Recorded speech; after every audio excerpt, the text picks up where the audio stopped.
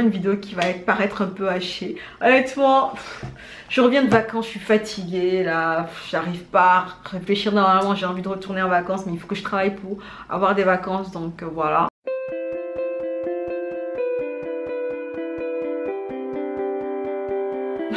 Hello, c'est Diane et dans cette vidéo je vais vous faire le bilan lecture en fait de 2 mois combinés parce que j'ai pas eu le temps de filmer avant de partir en vacances le bilan lecture du mois d'août. Donc vous aurez dans cette vidéo le bilan lecture du mois d'août et le bilan lecture du mois de septembre. Ce qui veut dire techniquement qu'on va aborder beaucoup de livres et on va essayer de ne pas s'éterniser sur ceci parce que du coup je crois que je vais vous rediriger beaucoup vers les articles que j'ai écrits sur chacun des livres en question parce que sinon on risque voilà, d'avoir une vidéo qui est super longue et voilà, on n'est pas là pour ça. Sans plus tarder, on y va, go go go. Et au mois d'août, en fait, le premier livre que j'ai lu, c'était Une femme de cran de Jack London. C'est un recueil de 5 nouvelles, en fait, qui va nous parler des grands espaces blancs. Particulièrement, il va nous parler du Grand Nord. Jack London, c'est un vagabond, c'est quelqu'un qui adore les paysages et qui les décrit de manière très très belle. En fait, il va vous parler du froid, il va vous parler des éléments qui se déchaînent, il va vous parler des températures qui sont de plus en plus négatives, il va vous parler des personnes qui vivent dans ces milieux-là, des aventures qu'ils vivent, de la manière dont ils essaient de survivre dans ces conditions quand même qui sont très rudes. Et ce que vous allez trouver bluffant en fait dans ce livre, ce sera vraiment les descriptions. J'ai vraiment adoré les descriptions de Jack London dans toutes les nouvelles. En fait, on avait envie d'y être, même si on savait que c'était dangereux d'y être. Limite, c'est vous dire à quel point c'était un peu what the fuck. Mais bref, il est vraiment... Bref, Jack London, c'est quelqu'un qui adore les grands espaces, il adore en fait en parler et il le dit tellement bien qu'on a envie d'y être. Personnellement, j'ai lu tout ça en été, donc j'étais en mode, waouh, il y a beaucoup de blanc, hein, Joe, mais bon, j'ai pu passer le cap quand même et j'ai pu m'éprayer en fait des aventures un peu chaudes que vivaient les habitants et les aventuriers qui allaient dans le Grand Nord parce que c'était pas évident. Donc j'ai passé un bon moment avec Jack London le long de ces 5 nouvelles. J'ai apprécié les descriptions, j'ai apprécié les histoires, j'ai apprécié la résilience des habitants du Grand Nord parce que c'est pas facile quand même hein, de pouvoir continuer être motivé malgré les températures qui sont de plus en plus négatives. Bref, c'était une bonne lecture. Ensuite, j'ai lu La femme à la veste verte de Pu Songling. C'est un recueil de contes extraordinaires du pavillon du loisir. On a 7 contes qui va nous présenter des créatures magiques. Ouais, des créatures mystérieuses qui vont interagir avec des humains. Et en fait, elles vont interagir avec des humains dans des situations bien spécifiques. Ce sont des contes que j'ai trouvé un peu moralisateurs sur les bords parce qu'en général, en fait... les femmes avaient toujours le mauvais rôle, on va dire. C'était toujours elles qui étaient les enchanteresses, celles qui en fait faisaient tomber amoureux d'elles alors qu'elles n'avaient rien demandé. Pour la plupart du temps, il y avait des hommes qui s'imposaient à leur vie, mais bon, elles faisaient avec. Et le pire, c'est qu'elles ne finissaient pas forcément bien, les femmes, dans cette histoire. Donc j'étais là en mode, mais Joe, c'est comment? Tu n'aimes pas les femmes ou quoi? Bref. C'est un recueil de contes que j'ai trouvé pas mal, mais en soi, je trouvais que, bon, les femmes, on est toujours les victimes, quoi, sincèrement. Bref. Ensuite, j'ai lu Open Water de Caleb Azuma Nelson. C'est un livre qui est sorti dans le cadre de la rentrée littéraire récente. Et honnêtement, j'ai été plutôt phasée par l'écriture parce que c'est un premier roman. Et j'ai trouvé quand même que l'écrivain s'était trop bien débrouillé pour ce premier livre. On va suivre l'histoire de 2 jeunes hommes qui vont se croiser dans un bar. C'est 2 jeunes personnes noires qui vont se croiser dans un bar. Et dès qu'ils vont se croiser, en fait, il y aura une étincelle qui va naître entre eux. Ils vont être amis de manière fusionnelle. Ils vont commencer à éprouver des sentiments, mais ils auront du mal à s'avouer leurs sentiments parce que la fille est en couple et que le mec, il est en mode YOLO, quoi. Et ce qui est intéressant, c'est qu'on va les suivre tout le long, en fait, de l'histoire de ce roman en tant qu'amis, en tant que possible amants et aussi on va les suivre dans l'évolution de leur relation. C'est un roman que j'ai trouvé quand même très particulier parce qu'il est à la 2e personne du singulier. On va te dire des tu tout le temps. Honnêtement, c'est un livre qui est super poétique. On est aussi un peu dans la il est aussi un peu contemplatif, on va dire. Et il y a beaucoup de références musicales que j'ai vraiment adoré parce que j'étais là en mode ah ouais, je vois de quoi tu parles, Joe. Je vois de quoi. Il y a beaucoup en fait c'est plus une expérience en fait ce bouquin. C'est une expérience sensorielle, musicale. C'est un mélange de beaucoup de sensations.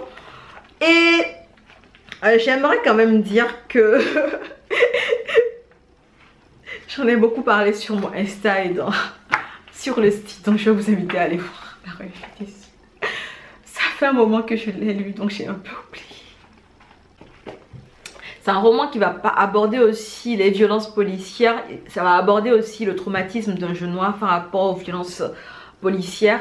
Et tout le long, en fait, ce jeune homme là sera traumatisé par ça et toutes les réactions qu'il aura seront liées en fait aux violences policières auxquelles il a assisté.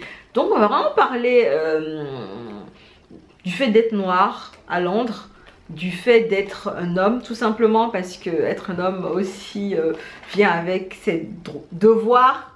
On va dire, ils ont des droits mais aussi des devoirs qui peuvent être imposants. On va parler un peu de masculinité. Bref, c'est un livre qui aborde énormément de trucs plutôt actuels. J'ai juste une remarque par contre. Il m'a fait un petit spoil là en mode YOLO d'un film que j'ai pas encore vu. Il a raconté la scène de fin, j'étais là en mode non. Bref, j'ai passé un excellent moment avec Open Water de Caleb Azuman Nelson. Honnêtement, c'était un livre qui m'a plutôt phasé, qui m'a étonnée, qui m'a surprise. Vraiment, j'étais là en mode... Vraiment, c'était un tourbillon d'émotions. J'ai vraiment passé un bon moment à le lire parce que c'est un livre qui m'a fait m'arrêter plusieurs fois, m'a fait reconsidérer certains choix que j'ai faits, m'a fait revoir d'une autre manière les hommes noirs que je côtoie parce que je me dis, je suis tout le temps là en train de me plaindre. Les femmes noires, on est toujours... laissé pour compte, on est celles qui souffrent le plus, mais ils ont aussi leur lot de conneries quand même, les hommes noirs dans la société. Donc honnêtement, c'est un livre qui m'a fait me rappeler c'est un livre qui m'a fait me rappeler de tout ça. Donc voilà. Bref, c'est un livre qui était plutôt intéressant dans les thématiques qu'il a abordées et honnêtement, personnellement, j'étais là pour les références musicales parce que j'ai vraiment kiffé les références musicales. Honnêtement, j'ai kiffé de ouf les références musicales et j'ai kiffé aussi comment on parlait tout le temps des émotions. Comment est-ce qu'on n'intériorisait pas tout mais on l'exprimait. J'ai bien aimé le roman pour ce parti pris qui était plutôt spécifique et spécial. J'ai bien aimé. Ensuite, j'ai lu Volcanique qui est un recueil de nouvelles en fait. Sous la direction de Leonora Miano, elle propose à 13 autrices noires ou métissées d'écrire une nouvelle qui va parler du plaisir en général, du plaisir féminin plus particulièrement. Et en fait, ça fait un moment que je souhaitais ce bouquin parce que j'avais envie, j'avais envie de savoir à peu près comment est-ce que des femmes aborderaient le plaisir féminin sans que ce soit trop vulgaire, sans que ce soit en fait trop brut. Donc je voulais voir comment est-ce que ce serait amené de manière smooth. Et honnêtement, la plupart ont vraiment bien réussi l'exercice. Il y a des autrices que je ne connaissais pas. Du coup, je suis ressortie de ce recueil de nouvelles avec de nouvelles autrices en fait à checker. Parce que je me suis dit, ça faisait un moment que j'essaie de découvrir de nouvelles autrices. Parce que j'ai l'impression que je fais toujours le même... je fais toujours le même petit cercle avec les autrices noires. C'est toujours les mêmes que je lis. Donc avec ce petit recueil, j'ai pu découvrir de nouvelles plumes. J'ai pu découvrir de nouvelles plumes dans un genre plutôt spécifique. On est un peu dans l'héros là, mais bon. J'ai pu les découvrir dans un genre plutôt spécifique certes, mais quand même, j'ai aimé quelques plumes et je compte quand même les redécouvrir dans d'autres genres. Voilà. J'ai également lu en août Cupid de Mark Ellsberg.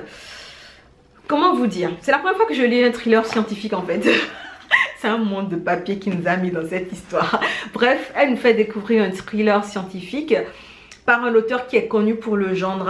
Et honnêtement, c'est un roman qui va mélanger suspense avec science. On est dans un monde en fait qui est en train de tourner en couille. Et on va voir en fait un prix Nobel d'économie qui est censé faire un discours mais qui va avoir un accident de voiture, va décéder de manière mystérieuse alors qu'il était censé présenter lors de son discours une formule qui sauverait le monde en fait de la crise économique qu'elle subit actuellement. Un jeune homme va assister à la scène et du coup va être témoin gênant, témoin qui va être poursuivi par les mercenaires qui ont pris le soin d'exterminer le prix Nobel. Donc on va suivre une histoire qui tourne autour d'économie, qui tourne autour de manigances. Donc le témoin gênant va devoir quand même mener l'enquête pour essayer de retrouver les commanditaires du crime. Et clairement ce livre en fait il parle beaucoup d'économie. Il y a des parties où il y a de gros paragraphes, de gros discours, de gros morceaux de conversation où ça ne parle que d'économie en tant que science. Et du coup si on aime c'est bien, mais si on n'aime pas c'est un peu compliqué. Il y a aussi beaucoup d'action parce que du coup le témoin gênant il essaie de s'extirper des situations rocambolesques. Honnêtement c'est la partie action qui a le plus pris avec moi, puisque la partie économie j'aimais bien mais sans plus. Je trouvais d'ailleurs que c'était peut-être un peu mal équilibré parce qu'il y a beaucoup plus d'économie que d'action ou d'enquête, suspense derrière. Mais bon, ça reste un thriller scientifique, c'est le genre qui veut ça. Personnellement je pense que je vais tester un autre roman de Mark Ellsworth parce qu'il est connu pour le genre spécifique. Moi j'ai envie de lire un très bon thriller scientifique, donc je vais lui redonner sa chance pour un autre livre, ça c'est sûr. Ensuite pour finir le mois d'août j'ai lu les chroniques des Féals. On a l'intégrale de la trilogie qui est reprise dans tout ce volume là, donc on a les 3 livres qui sont là. Et comment vous dire, je vais vous parler déjà de l'histoire. L'histoire est celle en fait d'un jeune disciple phénicier qui a la charge en fait de réveiller le phénix du roi. Il va à la cérémonie pour le faire, mais la cérémonie va tourner au drame. Et c'est là qu'il va apprendre qu'il a des pouvoirs et bref, il va essayer de s'extirper de la situation délicate dans laquelle il est en découvrant qu'il est peut-être V1, l'élu de leur royaume, et qu'il a une tâche beaucoup plus importante que celle d'être un disciple qui manipule bien les phénix. On est sur de la fantaisie, on va parler de créatures mythiques, honnêtement on parle de griffons, on parle de phénix, on parle de créatures que j'aime bien pour la plupart du temps. Et malheureusement c'est un livre que je n'ai pas pu finir parce que vu qu'il y a 3 livres, j'ai lu 1 livre et demi. Et j'ai arrêté à cause du personnage parce que le personnage était en train de péter plus haut que son cul à la moitié du second livre. Donc il me gavait littéralement, j'en pouvais plus, il commençait à être arrogant. Et moi en général quand un personnage je ne l'apprécie pas, ça se passe pas très bien en général. Donc c'est un livre que j'ai abandonné pile poil à la moitié je crois. Donc j'étais là en mode ouais mais le personnage me gavait. Et puis le vrai méchant de l'histoire était un peu tiré par les cheveux. Donc j'étais là en mode... Quand même ce qui m'avait intéressé quand j'avais lu le premier livre, c'était un peu le petit côté en fait où on parlait de créatures mythiques, où chaque ville avait son symbole, avait son animal ou sa créature mythique associée. On avait beaucoup d'ordres et puis on avait aussi le disciple qui commençait à monter en puissance. Donc c'était intéressant à découvrir. Mais le disciple en question là, à un moment donné il saoule hein, sincèrement, donc je me suis arrêtée parce que...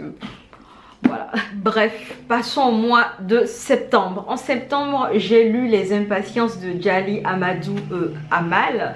C'est un roman, c'est une fiction contemporaine en fait. Et honnêtement, ça a été une agréable lecture. Vraiment, j'ai pris du bon temps à le lire quand même parce que c'était une lecture plutôt facile. On est sur une écriture qui est très accessible. Je pense qu'il a gagné, enfin il a été prix lycéen je crois. Il a gagné un prix lycéen. Donc en général les prix lycéens c'est vraiment des écritures qui sont plutôt accessibles et c'est le cas. Et ce que j'ai bien aimé vraiment dans Les Impatiences, c'est cette immersion en fait dans une communauté noire musulmane Peul et des femmes en fait qui vivent dans cette communauté là, des femmes mariées. Dans l'histoire de Djali Amadou Amal, on va suivre 3 femmes mariées qui vivent un peu comme dans une prison dorée en fait. Elles vivent pour leurs époux, pour la famille, et on leur ressasse à longueur de journée d'être patiente parce que la femme est censée être patiente. Elle doit supporter la plupart des choses que lui fait son mari. Et les filles en question là, elles ont supporté beaucoup de choses et elles commencent à en avoir marre. Donc on va vous raconter leur histoire et comment est-ce que elles vont essayer de s'échapper en fait de cette prison dorée. Honnêtement, c'est pas un livre qui va vous donner des résolutions en fait sur tout ce qui peut être abus vraiment dans les couples, parce qu'il y a beaucoup d'abus et la plupart des filles qui sont dans cette histoire ont été forcées dans leur mariage. Il y a eu beaucoup d'abus sexuels, de violence aussi sur les personnes. Vraiment, c'est un roman qui va vous faire voir rouge parce que tout ce qu'on fait aux femmes de cette histoire, c'est vraiment révoltant. Vous avez envie de rentrer et de stopper cette main qui essaie de donner un coup. Honnêtement, il y a beaucoup de choses qui vous révoltent dans cette histoire. Mais j'aime bien le temps qui a pris de raconter ça,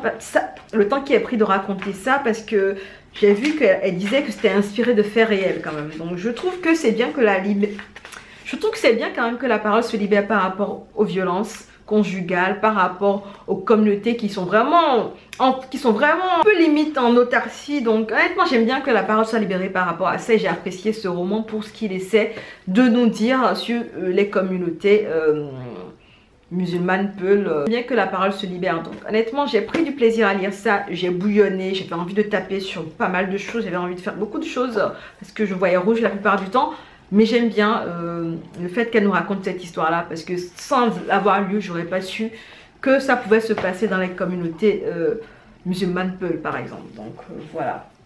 Ensuite, en septembre, j'ai lu Le Point Zéro. C'est un thriller de Seiichi Matsumoto.